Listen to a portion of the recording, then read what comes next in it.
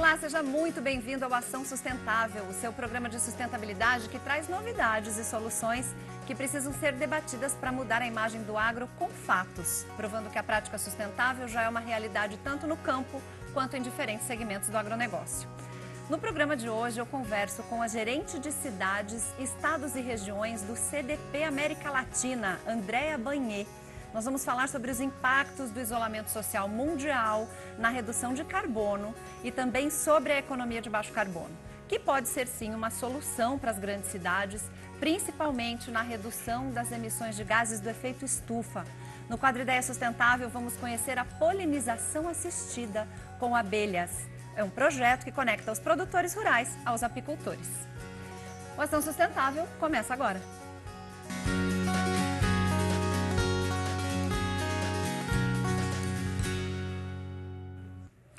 As emissões de carbono em 2020 podem atingir o nível mais baixo em 15 anos. A queda vem em meio às medidas de isolamento impostas para conter o avanço do coronavírus em todo o mundo. Entre janeiro e abril, a emissão diária dos gases poluentes teve um declínio de 17% com relação à média do ano passado. O estudo internacional se baseia nos dados de quase 70 países, além de todos os 50 estados americanos e das 30 províncias chinesas. Esses territórios juntos são responsáveis por 97% das emissões de carbono no mundo. E a gente continua a falar sobre esse assunto, já que a adoção da economia de baixo carbono pode ser uma solução das grandes cidades para reduzir as emissões de gases do efeito estufa. Para nos ajudar a entender melhor, eu converso agora pela internet com a gerente de cidades, estados e regiões do CDP América Latina, Andréa Banhê. Olá, Andréa, muito bem-vinda, muito obrigada por atender o Ação Sustentável. Olá, Samantha, muito obrigada pelo convite. Um super prazer ter você aqui, mas olha, a gente quer deixar todo mundo inteirado, porque o agro sempre levou essa culpa, viu, de emissões e de o que está acontecendo, por que é desmatamento, por que é pecuária. Explica pra gente, pelo menos assim, de entrada, o que é o CDP. Bom, o CDP é uma organização sem fins lucrativos que administra um sistema de divulgação global para investidores, empresas, cidades, estados e regiões. Nós trabalhamos na coleta de dados climáticos e também sobre segurança hídrica e desmatamento em nome de investidores e empresas, para que eles possam reportar, por meio do CDP, como que eles estão agindo frente à mudança do clima. Ou seja, o CDP, em nome de investidores, convida empresas a reportar como que eles estão tratando o tema da mudança do clima para ter aí uma informação para tomada de decisão.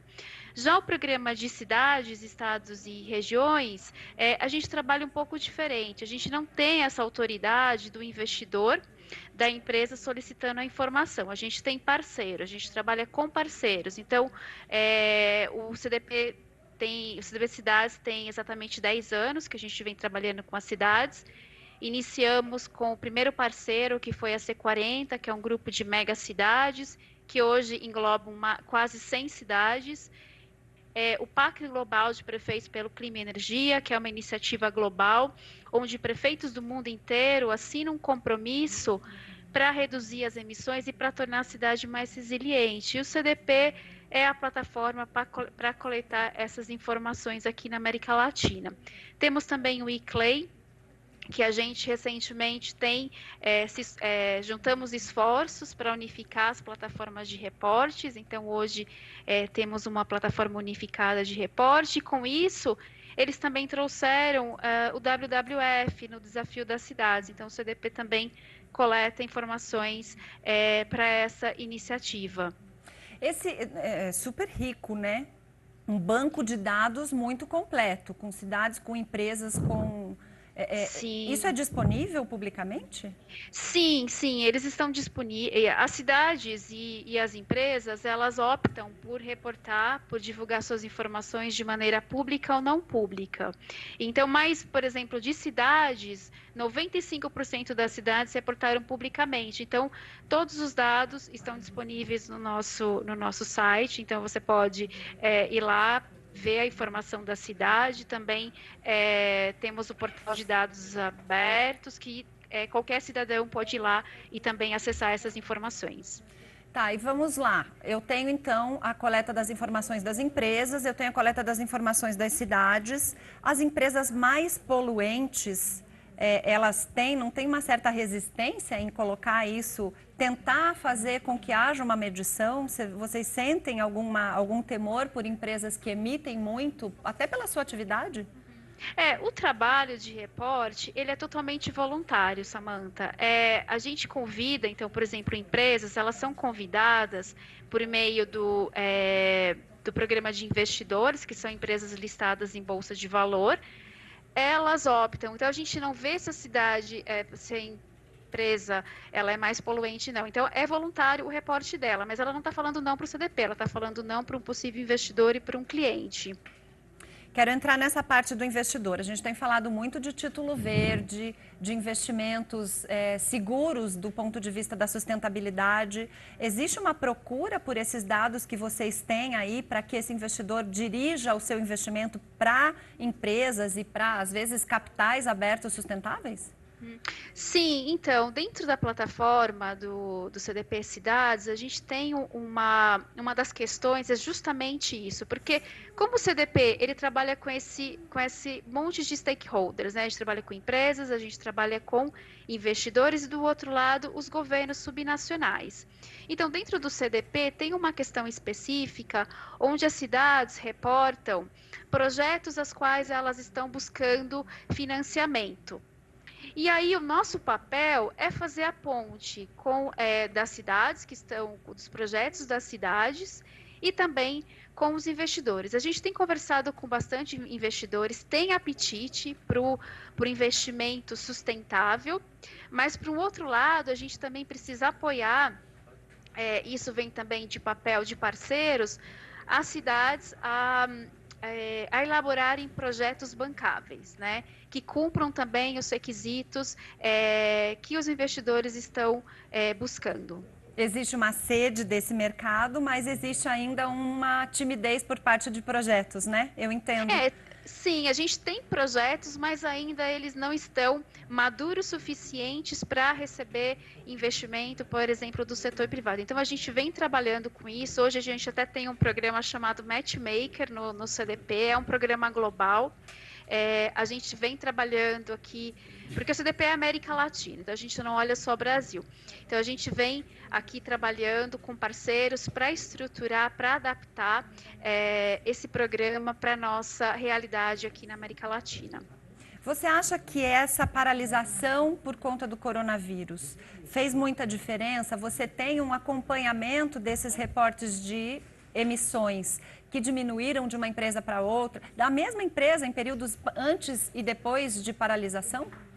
O nosso reporte, Samantha, ele é anual. Então, justamente agora nós estamos coletando as informações referentes a 2019. Então, o processo de reporte, ele começa agora em abril, vai até agosto.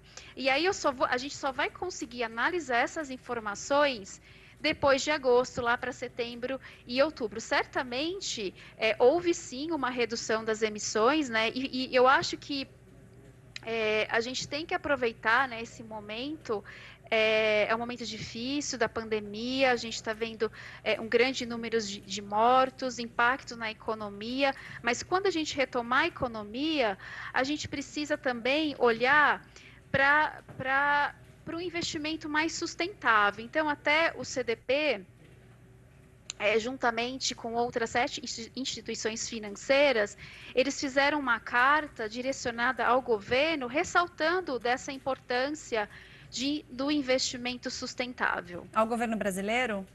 Ao governo brasileiro, sim. Certo, porque como é a América Latina, né, você pode fazer para toda a América Latina esse tipo. Em 2008, quando houve aquela crise econômica mundial, a retomada teve, de fato, um pico de emissões, porque teve uma queda por conta da crise econômica, mas na tentativa de recuperação da economia a gente sentiu, de fato, um aumento de emissões, que foi inclusive relatado para o PNUD, para o IPCC, que acompanham as mudanças climáticas. A gente quer que isso não aconteça dessa vez, certo? Com certeza. E aí a gente tem que colocar o crescimento econômico junto com a sustentabilidade. Então, o que eu falo sempre, transformar problemas em solução. Então, a gente hoje, por exemplo, tem o problema da mobilidade, do trânsito, de um maior número de carros, por exemplo, nas ruas. Qual que é a solução? Qual que é a alternativa para isso? A gente tem aí o crescimento das alternativas da mobilidade ativa, de bicicletas, de patinetes. Isso não impacta só o aumento dessas indústrias, mas também toda a cadeia.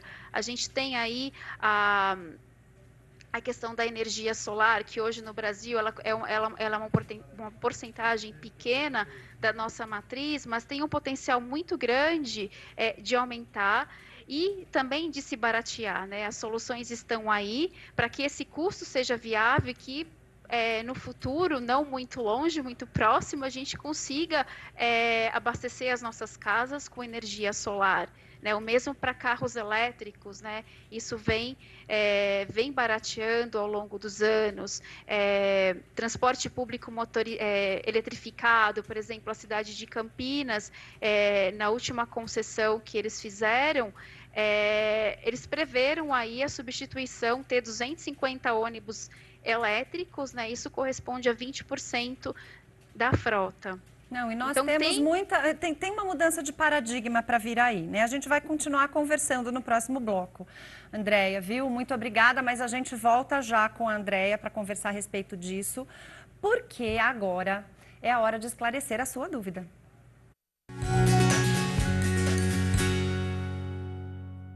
Bem, e a nossa pergunta aqui, né, a gente vai falar a respeito dessa baixa de emissões, e a pergunta é exatamente sobre isso. É verdade que eu pago para colocar a energia solar que eu gero na rede de energia? Ou seja, aquele produtor, aquele munícipe que gera sua energia solar, ele paga para colocar na rede essa energia que sobra? A gente vai responder você depois do intervalo. E depois do intervalo também a gente volta e continua a entrevista com a gerente de cidades, estados e regiões do CDP América Latina, Andréa Banhê. É já que a gente volta.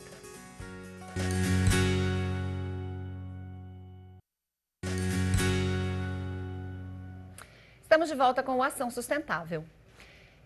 E no primeiro bloco a gente deixou aqui a questão da energia solar. Ficou em aberto exatamente a pergunta: é verdade que eu pago para colocar a energia que eu mesmo gero na rede? E a resposta, como todo bom advogado, eu vou te dizer mais ou menos. Na verdade, hoje o que acontece é um subsídio por parte do governo, que o governo é que detém o monopólio de conceder a energia para as empresas. Então, se você está aí, por exemplo, no Mato Grosso, onde a empresa é a Energisa, você está no Paraná, onde a empresa de energia é a Copel, aqui em São Paulo, CPFL, essas empresas, o governo concedeu a elas o direito de fazer essa exploração de energia. Porque esse direito é público, é o governo que detém. E essa rede que é feita, esses fios, os postes, tudo isso onde fica a energia, os geradores onde essa energia fica armazenada, isso custa para a empresa, né? São investimentos. Quem gera a sua própria energia solar pode usar esta energia sem pagar conta de luz para seja qual for essa concessionária.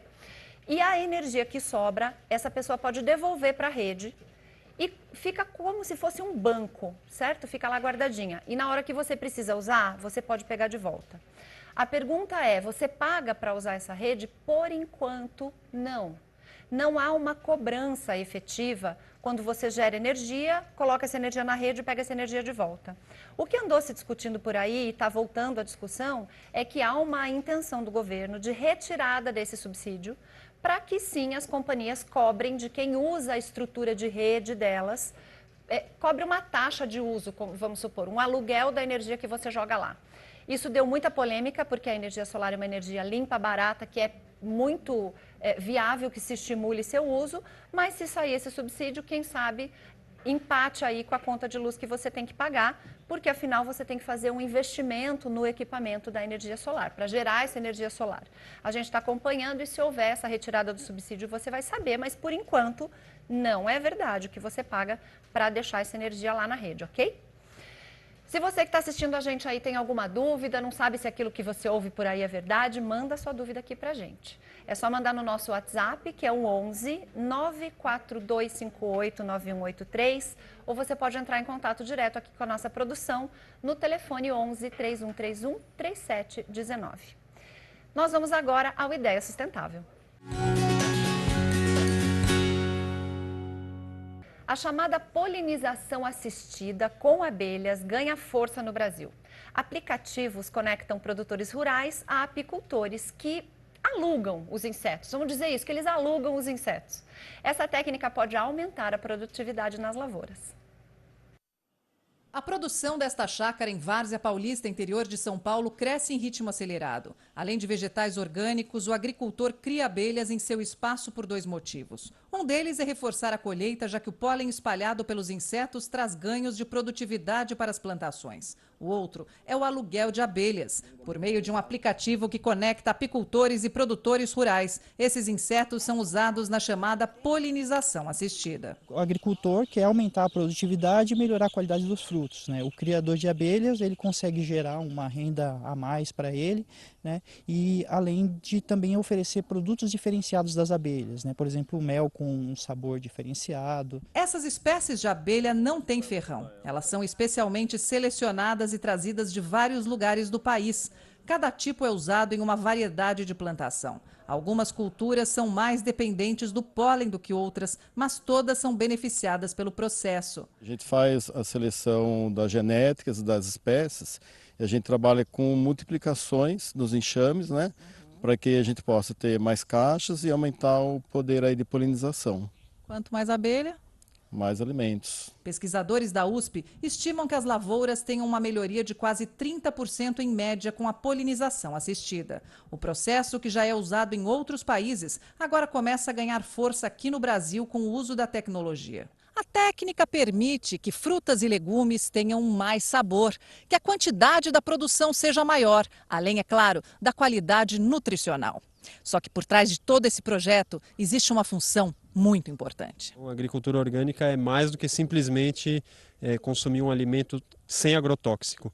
Ela é uma agricultura ampla, sistêmica e que tem muitos braços. A polinização é um dos aspectos que a gente contempla dentro do sistema de produção orgânico. E a gente agora continua nosso bate-papo com a gerente de cidades, estados e regiões do CDP América Latina, Andréa Banhê.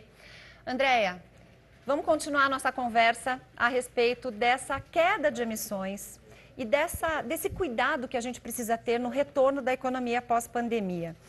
Você acha que houve um aumento de conscientização de empresas, de cidades, para que realmente façam seus esforços para reduzir esses gases do efeito estufa e, principalmente, eles identificaram quais são os emissores? Porque a culpa meio que era do agro, né? Agora se viu que transporte, todos os tipos de transporte, principalmente quando os carros, os ônibus, os aviões saíram de cena, essa poluição diminuiu muito. E indústrias, principalmente de geração de energia. O que você acha que essas pessoas estão agora pensando em fazer nessa volta?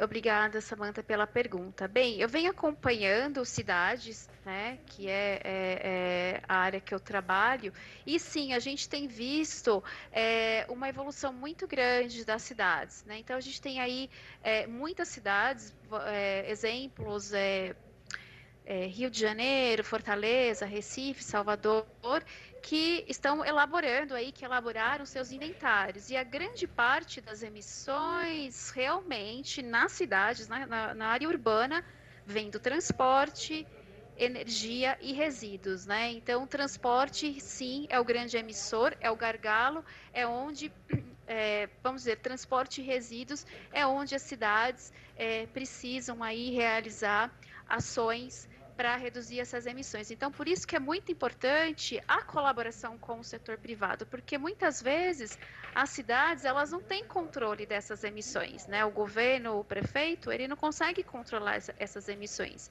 Então, precisa dessa conversa, dessa discussão com o setor privado para entender, para ver que soluções que a gente tem, que a gente pode trabalhar em colaboração para a redução das emissões. Nossa, enquanto você vai falando, vai surgindo milhares de perguntas aqui na minha cabeça, como, por exemplo, a gente pode estimular as licitações sustentáveis, né, para que haja, como em Campinas, o estímulo ao uso do carro elétrico, o estímulo ao uso do etanol, do biocombustível também nesse transporte coletivo. A pergunta é, o CDP ajuda essas cidades a chegar nesse número? A gente consegue fazer o CDP ser um agente, porque eles reportam a vocês. Mas e o município que não sabe fazer isso? Vocês conseguem dar alguma orientação?